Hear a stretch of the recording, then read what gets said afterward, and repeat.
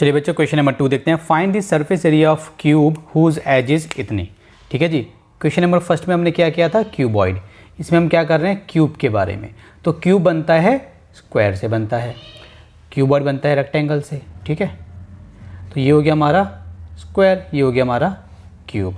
तो इस स्क्वायर में क्या होता है, सारी साइड्स बराबर होती हैं। ठीक है, और स्क्वायर का एरिया क्या इतना होता है, ए मल्टीप्लाई ए, मतलब साइड इंटू साइड, मतलब साइड का होल स्क्वायर, ऐसे ही होता है ना। ठीक है, तो क्यूब में हमारे कितने स्क्वायर है, 6 स्क्वायर हैं। तो फॉर एग्जांपल एक का निकालें तो साइड स्क्वायर एक का, प्लस साइड स्क्वायर 2 का, प्लस साइड स्क्वायर 3 का, राइट। ठीक है, प्लस करो, plus side square 4, plus side square 5। ठीक है, 1 2 3 4 5 और 6। ठीक है, ये होता है। तो 1 2 3 4 5 6, तो 6 साइड स्क्वायर्स। तो 6 साइड को क्या बोल सकते हो, मान लो ए या 6a स्क्वायर, सिंपल है, 6a स्क्वायर हो गया।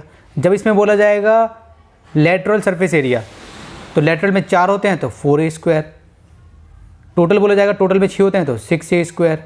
ठीक है, समझ में आ गया। हाँ, इसको मान लो ना, मान लो ए स्क्वायर, मान लो ए स्क्वायर प्लस ए स्क्वायर प्लस ए स्क्वायर प्लस ए स्क्वायर प्लस ए स्क्वायर, 1 2 3 4 5 प्लस 6 स्क्वायर, तो कितना हो जाएगा, 6 स्क्वायर। ठीक है, इस तरीके से ये हमारा क्या निकल जाता है, क्यूब का आ जाता है हमारा, क्यूब का। ठीक है ना। Where is my duster.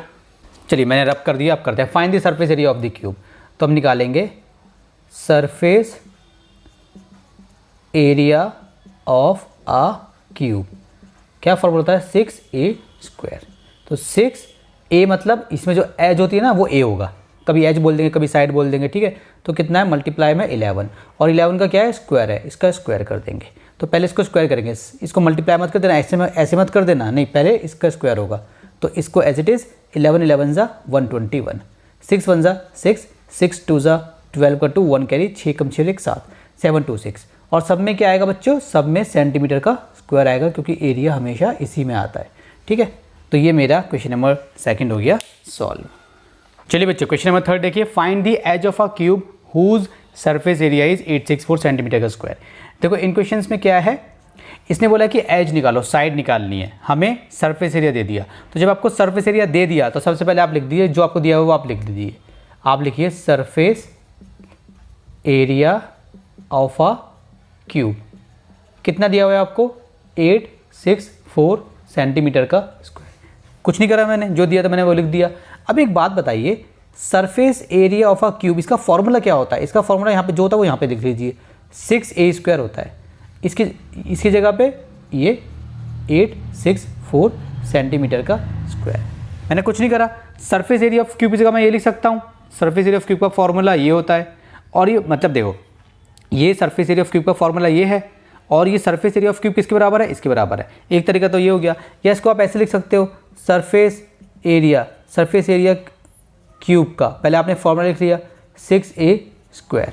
ठीक है, और ये सरफेस एरिया किसके बराबर है, सरफेस एरिया दिया भी हुआ है आपको, कितना दिया हुआ है, 864 सेंटीमीटर का स्क्वायर। तो दोनों सेम है, तो ये आपस में बराबर हो गए। जो मैंने लिखा वो बिल्कुल ठीक है, आप ऐसे कर लीजिए। ठीक है, चलिए अब देखिए, a निकालना है तो a को यहीं पे छोड़ देंगे, 6 को बड़ा पार करा दो, 864 सेंटीमीटर का स्क्वायर है, बड़ा पार कराया तो आएगा 6 आ गया। अब डिवाइड कर लो, 6 से डिवाइड हो जाएगा, पहले 6 से करके देखते हैं।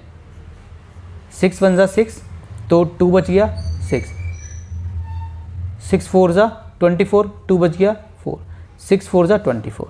सो a स्क्वायर मेरा कितना आ गया, 144 सेंटीमीटर का स्क्वायर, ये आ गया। अब आपको निकालना है a, आपको a स्क्वायर नहीं निकालना, याद रखना, जब कभी भी आपको, जब ऐसे क्वेश्चंस आते हैं ना तो आपको a निकालना होता है। तो a कितना हो जाएगा, इसको बॉर्डर पार कराओ, 144 सेंटीमीटर का स्क्वायर है ना, तो जब ये बॉर्डर पार करेगा, जब याद रखना, जब भी स्क्वायर बॉर्डर पार करता है तो वो स्क्वायर रूट बन जाता है। ठीक है, अब 144 किसका स्क्वायर है, 12 मल्टीप्लाई 12 करोगे तो 144 आ जाएगा, 12 का है। लेकिन अगर आपको नहीं आता तो आप सिंपल ऐसे करो, देखो 2 से करो, 2 7 ज़ा 14, 2 2 ज़ा, फिर दोबारा 2 से करो, 2 3 ज़ा 6, 2 6 ज़ा, फिर दोबारा 2 से करो। जब तक 2 से होगा तब तक 2 से करेंगे, फिर जब 2 से नहीं होगा तब 3 से करेंगे, 3 से नहीं होगा तो 4 से करेंगे, ऐसे स्किप नहीं करना।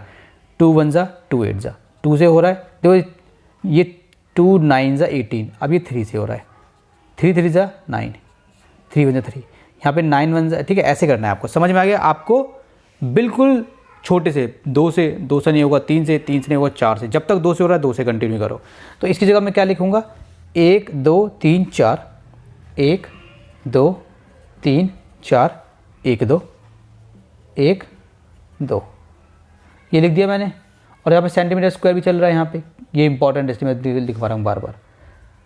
अब जब हम स्क्वायर रूट से बाहर निकालते हैं तो 2 2 का पेयर बनाते हैं, तो पेयर बन गया, ये बाहर आ गया, ये पेयर बन गया तो ये भी बाहर आ गया, ये पेयर बन गया तो ये भी बाहर आ गया। अब देखो सेंटीमीटर का स्क्वायर है ना, इसका मतलब है सेंटीमीटर का स्क्वायर मतलब सेंटीमीटर इंटू सेंटीमीटर, इसका मतलब है 2 सेंटीमीटर अंदर है, तो जब इसके बाहर आएंगे तो 1 ही सेंटीमीटर आएगा, तो बस ऐसे हमने सेंटीमीटर लगा दिया तो स्क्वायर हट जाएगा। ठीक है, 2 2 ज़ा 4, 4 3 ज़ा 12 सेंटीमीटर। ठीक है, तो मेरा एज मेरा ये ए, तो यहाँ पे मेरा एज कितना आ गया, मेरा एज आ गया 12 सेंटीमीटर। ठीक है, तो मैं यहाँ पे लिख दूंगा hence edge equals to 12 centimetre. ठीक है बच्चों, जिसको याद था वो यहाँ से डायरेक्ट कर सकता था, कैसे, वो ऐसे लिख सकता था, ए इक्वल्स टू 12 सेंटीमीटर, वो ऐसे लिखोगे, इसके बाद डायरेक्ट ये लिखोगे तो भी चल जाएगा। जिसको नहीं आता वो ऐसे करिए, फिर ऐसे करिए, फिर ऐसे निकालिए। ठीक है, चलिए इसको भी रब करते हैं।